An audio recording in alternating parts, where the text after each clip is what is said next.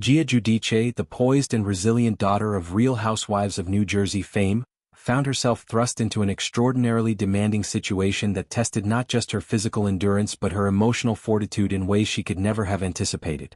As the cameras rolled for a gripping preview of Fox's Special Forces, World's Toughest Test, Gia's vulnerability was laid bare in a moment that captured the raw essence of human struggle under pressure. The setting was the vast, unforgiving expanse of the Moroccan desert, where the sun beats down mercilessly, turning the sand into a blistering furnace that amplifies every fear and doubt. Here, amid swirling dunes and the relentless wind that carries whispers of isolation, Gia confronted one of the show's most harrowing challenges: navigating a narrow, claustrophobic tunnel that seemed designed to squeeze the very life out of its participants. The preview clip opens with Gia, her face etched with a mix of determination and dawning dread, standing at the entrance to this subterranean nightmare. At 24 years old, Gia has grown up in the spotlight, navigating the complexities of family drama, public scrutiny, and the expectations of being a next-gen NYC star. Yet nothing in her reality TV upbringing could prepare her for this visceral test of survival instincts. Her chest heaves as she gasps for air, the weight of an ill-fitting helmet pressing down like an invisible hand, constricting her already racing thoughts. "I'm gonna have a panic attack," she blurts out, her voice cracking with urgency, a confession that hangs in the arid air like a plea for mercy. The words tumble forth not as exaggeration but as an honest admission from someone whose body is betraying her, heart pounding in sync with the distant echoes of her own labored breaths. In that instant, the tunnel looms before her, a black maw of jagged rock and suffocating darkness, barely wide enough for a person to slither through on their belly. It's the kind of space that preys on primal fears, evoking images of entrapment and helplessness that most people only encounter in nightmares. Gia claws at the straps of her helmet, desperation etching lines across her forehead. "Can I take off this helmet? Like I can't breathe," she implores, her hands trembling as she fumbles with the buckles. The gear, meant to protect, now feels like a prison, amplifying the sense of confinement. Sweat beads on her skin, mixing with the fine desert dust to create a gritty film that clings uncomfortably, a physical manifestation of her mounting anxiety.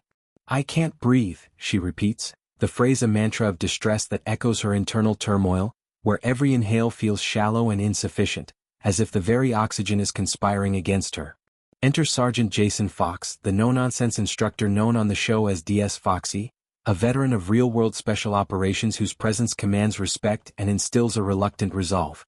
With his steely gaze and gravelly voice honed from years of leading elite forces through hellish scenarios, Fox steps forward not with sympathy but with the sharp-edged motivation that defines military training. He recognizes the precipice Gia teeters on, the thin line between surrender and breakthrough, and he won't let her tip over. "You can breathe," he asserts firmly, his tone cutting through the haze of panic like a lifeline tossed into stormy waters. "You're breathing now. You're talking to me." His words are simple, grounded in the present moment, pulling Gia back from the abyss of her spiraling thoughts. There's no coddling here. Fox's approach is rooted in the unyielding philosophy of special forces. Acknowledge the fear but don't let it dictate the action. He leans in closer, his posture unyielding yet encouraging, as if willing his own composure into her. "Go on and get through there. Let's go. No more excuses, let's get in there." The command is barked with the precision of a drill sergeant, but beneath it lies a subtle undercurrent of belief in her potential. Fox knows that panic attacks, those sudden tempests of the mind, thrive on isolation and amplification. His intervention disrupts that cycle, forcing Gia to engage with reality rather than her perceptions. In the broader context of the show, this interaction exemplifies how Special Forces, World's Toughest Test, strips away the veneers of celebrity, revealing the universal threads of courage and fragility that bind us all.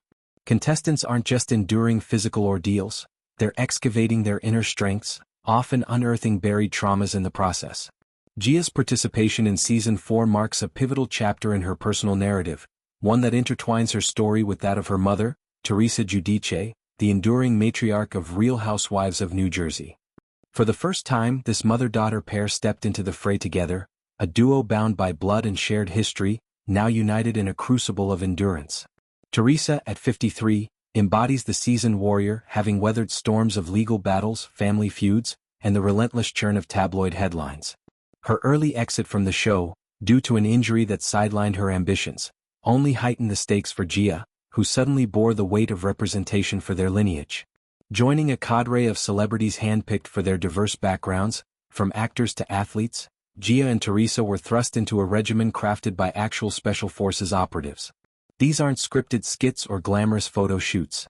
They're meticulously designed trials that mimic the psychological and physical rigors of elite military selection, where failure isn't just an option, it's a teacher.